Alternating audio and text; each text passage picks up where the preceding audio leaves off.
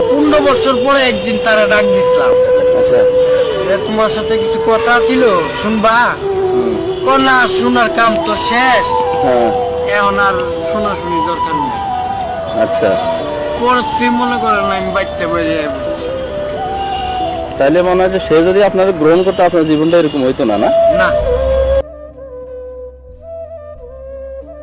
আমরা শুনেছি যে ছেলেরা নাকি মেয়েদের মন ভাঙে। হ্যাঁ, এটা সত্য যে অনেক ছেলেরাই মেয়েদের মন ভাঙে, মনে আঘাত করে। কিন্তু মেয়েরা যখন আঘাত করে, পুরুষের রুহে আঘাত করে, এমনভাবে আঘাত করে যে পুরুষটা একদম ভেঙে চুরে চূর্ণ বিচূর্ণ হয়ে যায়। কয়জন মেয়েকে দেখেছেন যে রাস্তায় নেশা করে ওখানেই শেষ হয়ে গেছে? কয়জন মেয়েকে দেখেছেন কষ্টে হার্ট অ্যাটাক করে মারা গেছে? কয়জন মেয়েকে দেখেছেন পাবনায় ভালোবাসায় পাগল হয়ে মেন্টাল হসপিটালে অ্যাডমিশন নিয়েছে? কয়জন মেয়ে আছে? সবই পুরুষ।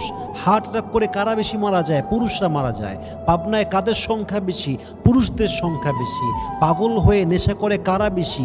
পুরুষরা বেশি। এটা মাথায় রাখবেন যে পুরুষরা মেয়েদের মনে আঘাত করে, আর কিছু মেয়েরা পুরুষদের রুহে এমনভাবে আঘাত করে তার আত্মাটা কেঁপে যায়, তার জীবনটা এমনভাবে নষ্ট হয়ে যায়, পুরুষ তার কাজেও মন দেয় না, পুরুষ তার ফিউচারেও মন দেয় না, পুরো ক্যারিয়ার, পুরো জীবনটা ধূলিসাৎ হয়ে নিঃশেষ হয়ে যায়। ঠিক কিনা বলেন সবাই আপনারা?